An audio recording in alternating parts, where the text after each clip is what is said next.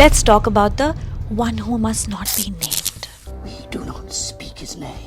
Actually ये कोई metaphor नहीं है इस केस में, क्योंकि दिल्ली की एक कोर्ट ने कुछ ऐसा ही इंजंक्शन पास किया है। किसकी बात हो रही है? Well, I would just say you know who, because I am assuming that you do. लेकिन इस वीडियो का पॉइंट है इन सब के जरिए आपको इंडिया का एक पिक्चर दिखाना। हाय, आई एम शुभांगी और यू नो हू दिल्ली के कोर्ट में जर्नलिस्ट और एक्टिविस्ट को लेके गए थे। उन्होंने वहां ये दलील दी कि ये लोग एंटी इंडिया इंटरेस्ट के साथ अलाइन हैं। एक्चुअली में सवाल यू नो हू के एनर्जी और इंफ्रास्ट्रक्चर प्रोजेक्ट्स पे उठाए जा रहे हैं।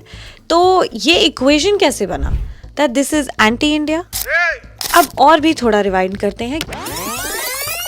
कुछ साल पहले का हिंडनबर्ग रिपोर्ट याद है? उसमें कितनी सारी बातें लिखी गई थी। ब्रेजन स्टॉक मैनिपुलेशन, मतलब शेयर प्राइसेस को आर्टिफिशियली पंप करना। एक्चुअली हिंडनबर्ग ने तो कहा था that this is the largest con in corporate history. बात ऐसी है कि इन सब के बीच में इन्वेस्टिगेशन तो कुछ और होनी चाहिए थी, लेकिन कोर्ट ने एक बेसिक 3 स्टेप रूल लेके ये तो पास कर दिया कि अब कोई कुछ नहीं बोलेगा। कोई कुछ नहीं बोलेगा, कोई कुछ नहीं बोलेगा। लेकिन ये अकेले नहीं है। इस रूल का इस्तेमाल करके कई लोगों ने गैग ऑर्डर्स पास किए हैं। लेकिन मार्च 2023 में सुप्रीम कोर्ट ने एक बात कही थी कि इस लॉ को मैकेनिकली जर्नलिस्ट के खिलाफ अप्लाई करना बंद किया जाए, क्योंकि यहाँ सिर्फ एक पार्टी का नुकसान नहीं है, यहाँ पर पब्लिक का बहुत बड़ा नुकसान है। तो एक्चुअली प्रॉब्लम ये है कि ये किस तरह का प्रेसिडेंट है।